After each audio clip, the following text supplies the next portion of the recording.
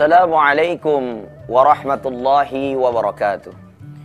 Innal hamdalillahi nahmaduhu wa nasta'inuhu wa nastaghfiruh wa na'udzu billahi min shururi anfusina wa sayyiati a'malina may yahdihillahu fala mudhillalah wa may yudlilhu fala hadiyalah.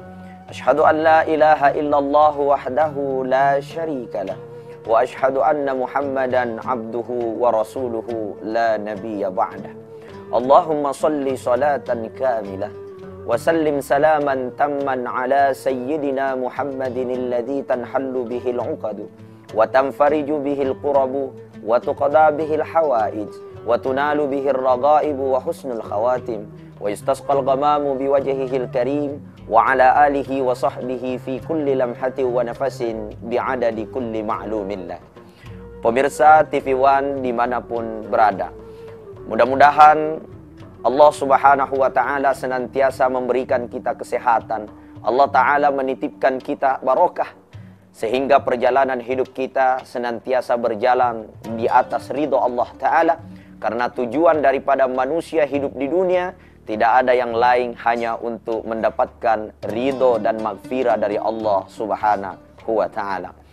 Pemirsa dirahmati Allah Subhanahu wa Ta'ala, Allah Ta'ala menjadikan kita di dunia tidak ada yang sia-sia.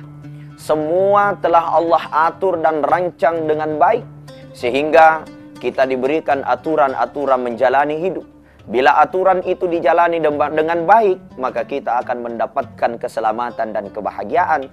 Akan tetapi bila hidup ini dijalani dengan sesuatu yang tidak baik menurut petunjuk yang maha kuasa, maka tentu kita akan tergelincir dalam kesusahan. Bukan hanya kesusahan di dunia, tapi kita akan susah di akhirat. Maka dari itu, pada kesempatan yang berbahagia ini, saya ingin mengangkat satu tema, yaitu kunci kebahagiaan dunia dan akhirat. Untuk mencapai kebahagiaan di dunia dan di akhirat, kuncinya hanya satu saja, tidak banyak. Apa itu? Tidak ada jalan lain, kita harus kembali kepada fitrah. Fitrah manusia adalah agama. Sebagaimana Allah Subhanahu wa Ta'ala menciptakan burung, Allah jadikan fitrah burung itu terbang bebas di angkasa ini, dari ranting pohon ke ranting yang lain. Nah, kemudian burung ini terbang dari tempat yang satu ke tempat yang lain, dari ketinggian sampai ke bawah. Itu semua telah menjadi fitrah burung. Burung ini bila kita tangkap, kemudian kita masukkan di dalam sangkar, kemudian di sangkar itu kita sediakan uang 1 miliar sekalipun, pasti burung tidak akan pernah merasa bahagia, karena fitrah burung adalah terbang bebas di angkasa ini. Kemudian Allah Ta'ala menciptakan ikan-ikan. Fitrah ikan ini adalah berada di dalam air. Bila ikan ini kita tangkap, kita naikkan di atas daratan, kemudian kita sediakan uang 1 miliar. Kita bangunkan rumah berlantai 5, kita kasih emas, intang berlian. Sekalipun kita berikan harta sebanyak itu, ikan tidak pernah merasa bahagia, karena Allah telah menjadikan fitrah ikan berada di dalam air. Maka Allah Ta'ala menjadikan manusia fitrahnya adalah agama. Sebagaimana Rasulullah sallallahu alaihi wasallam jelaskan dalam satu hadis, "May yuridillahu bihi khairan yufaqihuhu fiddin." Siapa yang Allah kehendaki untuk mendapatkan kebahagiaan, untuk mendapatkan keselamatan, untuk mendapatkan ketenangan, tidak ada jalan yang lain kecuali yufaqihuhu fiddin. Allah tanamkan agama di hatinya. Pemirsa TV One dirahmati Allah, agama ini adalah jalan satu-satunya mencapai puncak kebahagiaan dan keselamatan. Tidak ada jalan yang lain kecuali manusia kembali kepada fitrahnya. Agama memiliki ajaran yang jelas. Apa ajaran daripada agama? Tidak ada yang lain kecuali mengajak manusia untuk taat kepada Sang Khalik, Sang Pencipta. Ketaatan kepada Sang Khalik inilah puncak daripada kebahagiaan. Bila kita mendapatkan sesuatu yang tidak kita inginkan, kita mendapatkan sesuatu yang bertentangan dengan apa yang kita harapkan, tapi karena tujuan utama kita adalah Pencipta, maka kita pasti akan bahagia. Kenapa? Karena kita telah menanamkan dalam hati kita bahwa tidak ada yang kami tuju, tidak ada yang kami maksud, dan tidak ada kami tempat untuk mengharap kecuali hanya menuju dan mengharap kepada Allah Subhanahu wa Ta'ala. Maka dari itu, Hujjatul Islam Imam Al-Ghazali mengatakan, Setiap manusia harus menanamkan dalam hatinya, ilahi anta maqsudi waridhaka matlubi. Wahai Tuhanku, engkaulah tujuanku, engkaulah harapanku, waridhaka matlubi, dan tidak ada yang kuharapkan kecuali hanya ridhomu.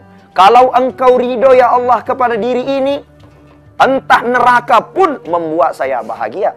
Tapi bila engkau tidak ridho dengan hidup ini, maka surga pun akan menjadi kesusahan bagi kami. Itu ungkapan bukan berarti neraka itu bisa menjadi surga. Dan bukan pula surga itu bisa menjadi neraka. Tapi itulah ungkapan cinta yang bermaksud hanya menuju kepada Tuhannya. Maka puncak daripada kebahagiaan itu adalah agama. Karena agama itu memperkenalkan kita ma'rifatullah. Bagaimana mengenal Allah subhanahu wa ta'ala. Apa sih yang diajarkan Allah subhanahu wa ta'ala dalam Al-Quran untuk mengarungi bahtera kehidupan dunia ini? Allah subhanahu wa ta'ala berfirman, i'lamu annamal hayatud dunya la'ibu wa lahu wa zinah wa tafakhurun bainakum wa takathurun fil amwali wal aulad كمثل غيث أعجب الكفار نباته ثم يهيج فتراه مصفرا ثم يكون حطاما وفي الآخرة عذاب شديد ومغفرة من الله ورضوانا وما الحياة الدنيا إلا متاع الغرور. Sadaqallahul azim. Pemirsa TV One dirahmati Allah. Dalam ayat ini sangat jelas Allah subhanahu wa ta'ala mengajarkan kita tentang hakikat kehidupan dunia itu. Sebagaimana Allah katakan, i'lamu annamal hayatud dunya. Ketahuilah wahai manusia, pahamilah wahai umat manusia. Apa itu annamal hayatud dunya? Sesungguhnya kehidupan dunia itu la'ibun, permainan. Jadi kita hidup di dunia ini hanya permainan saja, Pak. Kita bisa melihat bagaimana kita berjalan menapaki kehidupan. Semua profesi yang kita lakukan pasti hakikatnya tidak ada output yang akan kita tuju kecuali hanya menuju satu titik. Apa itu? Al-maut, kematian. Selama kita bernyawa, pasti kita akan menuju hatta zurtumul makabir, menuju kepada alam kubur. Maka dari itu, hidup di dunia, saya berikan contoh. Seorang pegawai, dia pergi ke kantor pada pagi harinya, sore pulang, pergi ke kantor pagi, sore pulang, begitu terus. Pergi pagi, sore pulang, pergi pagi, sore pulang. Dia akan terus melakukan itu hingga dia pensiun. Nah pemirsa, ketika ia sudah pensiun, selesai. Bahkan ketika ia sudah meninggal dunia, tidak ada lagi pulang pergi di pagi hari dan dia kembali di sore hari.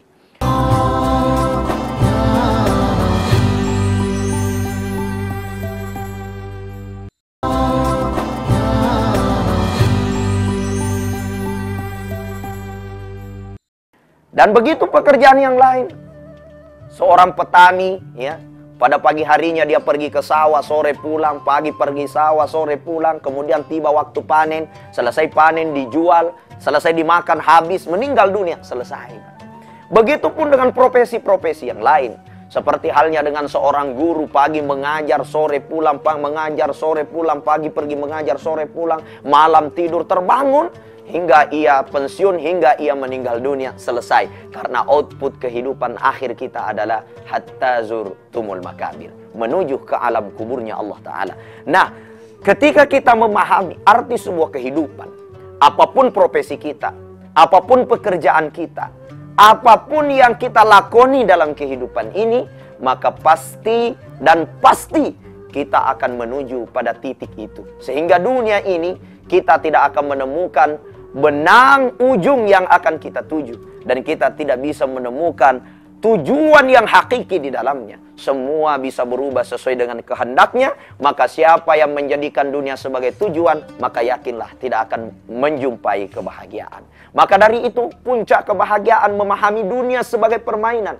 Kata Allah, sifat utama dunia itu hanyalah permainan saja. Ya, yang mana kita keluar rumah, masuk rumah, keluar rumah, masuk rumah. Ya seperti itulah. Ya, orang yang punya makanan udah makan, ya selesai, makan lagi, selesai, besoknya makan lagi, begitu saja. Orang yang punya istri naik, turun, naik, turun, naik, turun, selesai gitu. Itulah dunia. Ya, kapan berhenti semua kegiatan itu? Pada saat kita sampai pada titik hatta zurtumul makabir. Pada saat kita masuk di alam kubur tadi. Maka dari itu, pahami dunia, tidak perlu kita terlalu stres di dalamnya. Pahami dunia, tidak perlu terlalu mengharap di dalamnya. Pahami dunia, tidak perlu menggantungkan cita-cita yang terlalu tinggi di dalamnya. Tapi cukuplah kita menjadikan dunia di tangan dan akhirat di hati. Maka itulah doa yang selalu diajarkan oleh Syekh Athaillah As-Sakandari, termasuk dinukil di dalam kitab Al-Hikam. Dia selalu mengatakan, Allahumma ja'alna dunya fi yadi waj'al al-akhirah fi qalbi. Ya Allah, jadikan dunia di tanganku dan jadikan akhirat di hatiku. Jangan dibalik. Kenapa? Karena hakikat dunia hanya bisa tinggal di tangan. Mobil kita ya disimpan di tangan, pemirsa. Wah, bukan di tangan, di garasi, pemirsa. Jangan disimpan di tangan ya. Artinya mobil kita ini tidak boleh disimpan di hati. Rumah mewah kita hanya ada di sebatas tangan kita. Harta-harta yang Allah berikan hanya ada di sebatas tangan kita. Karena segalanya hanya fasilitas hak pakai saja. Bahkan istri yang Allah berikan kepada kita itu adalah hak pakai, bukan hak milik. Kapan saja Allah bisa mengambilnya. Kalau tidak diambil oleh malaikat maut, ya bisa diambil sama lelaki lain. Artinya apa, pemirsa dirahmati Allah Ta'ala? Segala fasilitas yang Allah berikan, mau rumah, mau kekayaan, mau harta yang banyak, mau mobil mewah, semua adalah titipan dari Allah Ta'ala. Maka jangan pernah menyimpan di hati, tapi cukup kita menyimpannya di tangan. Sehingga ketika ia hilang dari kita, memang hakikat dunia patah tumbuh, hilang berganti. Dia akan keluar, datang, pergi, datang, dan semua itu akan berlalu seperti apa halnya dunia yang sangat sementara ini. Maka dari itu pemirsa dirahmati Allah Ta'ala, tidak ada jalan yang lain kecuali menjadikan dunia di tangan dan menjadikan akhirat di hati. Karena di hati kita ini yang boleh tersimpan hanya bagaimana maksud adalah Allah. Tujuan adalah Allah. Maksud utama kita, tujuan utama kita mencapai ridho Allah. Ilahi anta maqsudi wa ridhaka matlubi. Bila Allah sudah menjadi tujuan, pemirsa, Allah sudah menjadi harapan satu-satunya, maka yakinlah kitalah manusia yang paling berbahagia. Maka sebelum kita menginginkan sesuatu, sebelum kita mengharapkan sesuatu, dan sebelum kita memperjuangkan apapun itu, maka jalan utama yang harus kita tanamkan di dalam hati kita, bagaimana menjadikan seluruh yang ada di dunia itu hanya disimpan di tangan, dan niat utama kita adalah menuju ridho Allah. Sehingga Allah berikan kita harta, harta digunakan ke jalan yang bermanfaat. Allah berikan kita istri, istri dibimbing agar dia dekat sama Allah. Allah kasih kita anak, anak-anak kita diajarkan bagaimana belajar tentang agama. Semua fasilitas itu dibawa menuju kepada Allah, sehingga Allah lah yang menjadi tujuan utama tersimpan di dalam hati kita. Kalau ini mampu kita amalkan, maka dunia menjadi kecil di mata kita. Kita menginjak dunia yang begitu luas, tapi pada hakikatnya Allah lah yang maha besar dari semua yang ada di dunia ini. Maka dunia sebatas permainan. Begitu pemirsa. Kemudian yang kedua, Allah Subhanahu wa Ta'ala ajarkan bahwa ketahuilah sifat-sifat daripada dunia itu walahun, melalaikan. Pemirsa TV One dirahmati Allah, dunia ini melalaikan kita. Kita akan lalai dengan sholat kita. Kita akan lalai melaksanakan ibadah, termasuk bagaimana kita bisa wirid, bagaimana kita bisa zikir. Kita selalu terlambat bangun sholat subuh karena kecapean di siang hari. Kita tidak bisa sholat tahajud. Kenapa? Karena kita terlambat tidur di malam hari.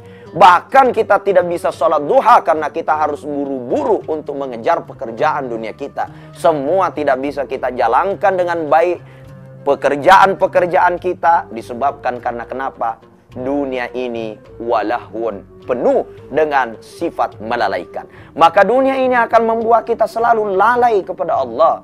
Dunia akan selalu membuat kita lalai dari berbagai macam hal-hal yang lebih penting. Kenapa? Karena kita menjadikan dunia sesuatu yang sangat besar dalam kehidupan kita. Maka dunia itu tidak ada jalan lain. Kita harus menjadikan dunia betul-betul hanya sebatas di tangan.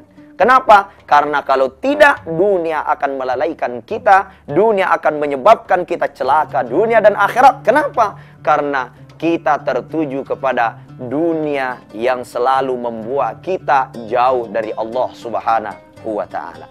Pemirsa TV yang dirahmati Allah Subhanahu wa ta'ala, maka inilah sifat dunia yang wajib kita ketahui. Dia akan melalaikan kita. Dan yang ketiga, pemirsa dirahmati Allah, wazinatun. Dunia ini adalah sebatas perhiasan saja. Jadi semua yang ada di dunia ini hanya sebatas perhiasan saja. Istri kita adalah perhiasan. Anak-anak kita adalah sebuah perhiasan. Bagaimana ketika kita melihat sebuah perhiasan? Pemirsa dirahmati Allah, seperti yang ada di samping saya ini ada bunga. Yang bentuk keemasan, kita bisa melihat indahnya alam ini. Ya, semua itu hanya sebuah hiasan saja. Yang pada hakikatnya, apabila kita melihat dunia ini dengan hanya sebatas perhiasan, kita akan menjadi tenang. Ya, kenapa? Karena kesusahan, kenikmatan, kebahagiaan, kesempitan, penyakit, semua itu bisa menjadi indah di mata kita apabila dijadikan sebuah hiasan-hiasan saja. Sebagaimana kita bisa melihat Nabi Allah alaihi salatu wassalam, Nabi Nuh alaihi salam, yang memiliki istri dan anak-anak yang kufur. Ia ditegur oleh Allah Subhanahu wa ta'ala. Di saat ia selalu merasa, ya Allah, begitu banyak orang yang saya ajak Islam tidak mau masuk dalam Islam. Bahkan istri dan anak-anak saya yang satu rumah dengan saya, makan bersama saya, tidur bersama saya, mereka tidak percaya dengan ajaran yang saya bawa. Karena gundah gulana perasaan itu, Allah hibur Nabi Nuh alaihi salatu wassalam. Apa kata Nabi Nuh? Innallaha la yahdi man ahbabta. Ya, ini kata Allah, ya apa? Innaka la tahdi man ahbabta. Ya, kamu tidak bisa memberikan hidayah kepada yang kau inginkan. Ya, wa yahdi may yasha. Ya, saya memberikan hidayah kepada siapa yang saya kehendaki.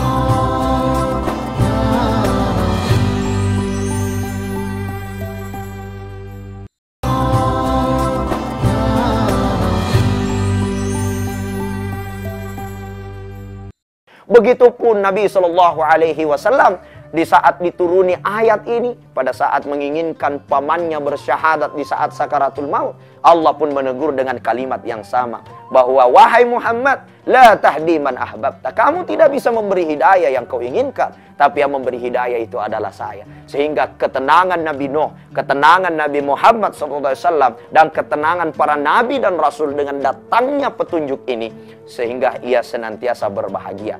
Ayat ini dalam asbabun nuzul ternyata menegur Nabi Muhammad di saat dia merasa gagal membimbing pamannya untuk masuk beriman kepada Allah Ta'ala.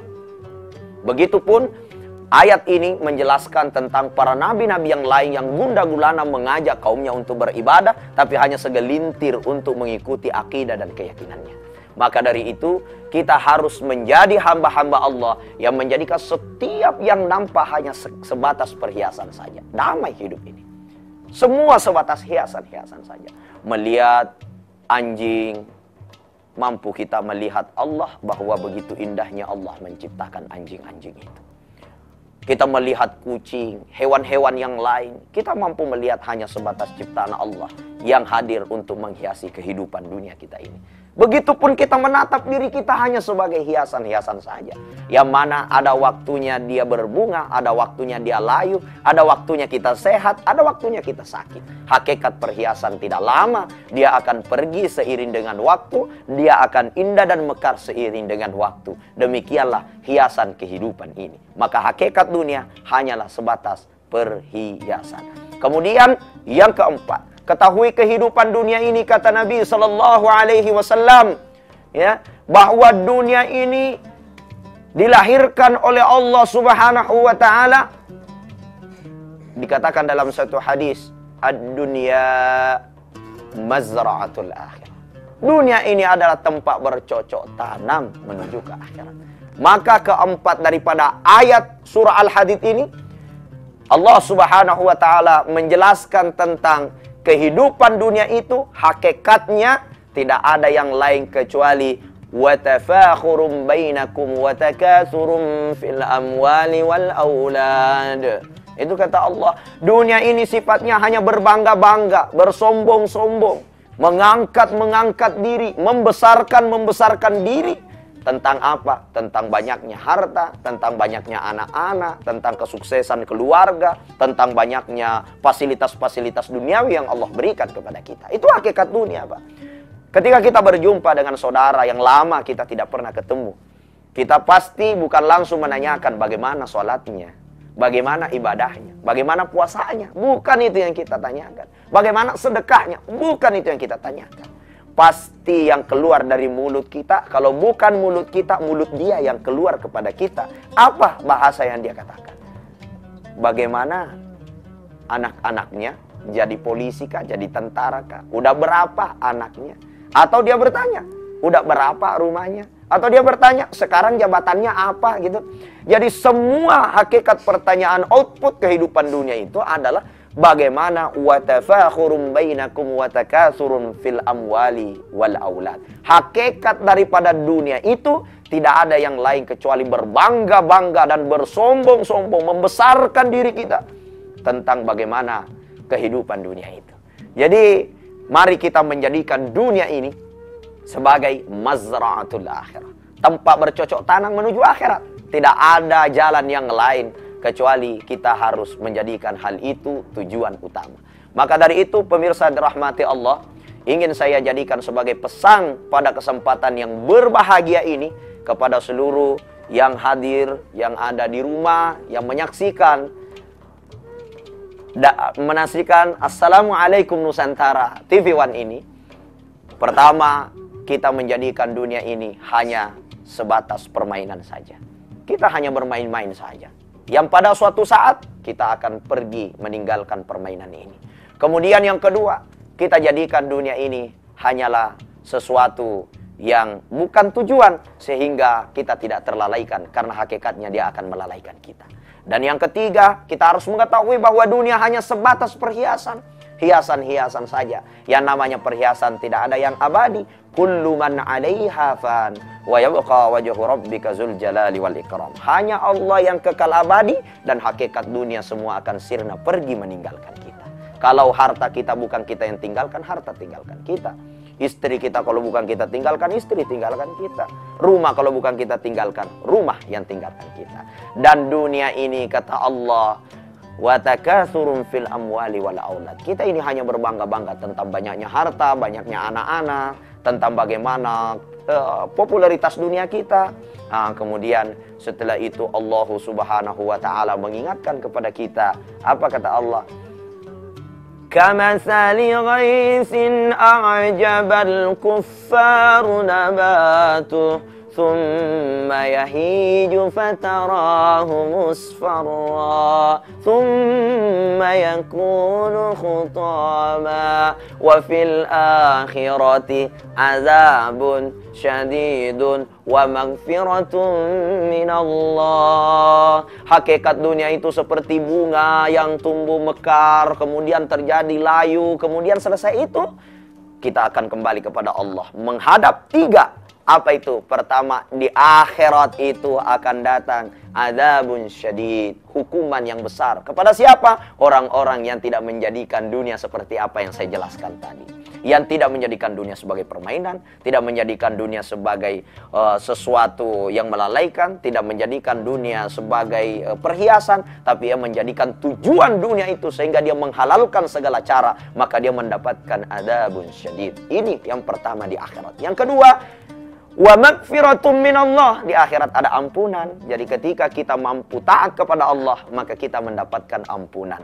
Dan terakhir, kita akan masuk di akhirat itu untuk mendapatkan waridwana, ridho Allah Subhanahu wa Ta'ala. Jadi penduduk akhirat itu cuma tiga. Pertama, orang dapat azab, yaitu tidak taatnya sama Allah dan menjadikan dunia sebagai tujuan. Dan yang kedua, mereka yang mendapatkan ampunan, maghfiratum minallah, orang yang diampuni karena dia pernah berdosa, pernah bergelimang penuh dengan kesalahan. Akan tetapi dia khilafnya itu datang kepada Allah tersungguh memohon maaf dan taubatan nasuha. Kemudian terakhir, penduduk akhirat itu adalah orang-orang yang mendapatkan ridho Allah. Para nabi, para solihin, orang-orang yang mati syahid, dan orang-orang yang mati dalam keadaan husnul khatimah. Mudah-mudahan kita termasuk di golongan yang terakhir, dan paling tidak kita mampu menjadi orang yang mendapatkan ampunan Allah, sehingga kita pun masuk dalam surga. Yang terpenting, jangan kita mendapatkan azab Allah. Saya kira inilah yang saya sampaikan. Mohon maaf atas segala kekurangan. Wabillahi taufiq wassa'adah. Hadanallah wa iyyakum ila sabilis salam. Assalamualaikum warahmatullahi wabarakatuh.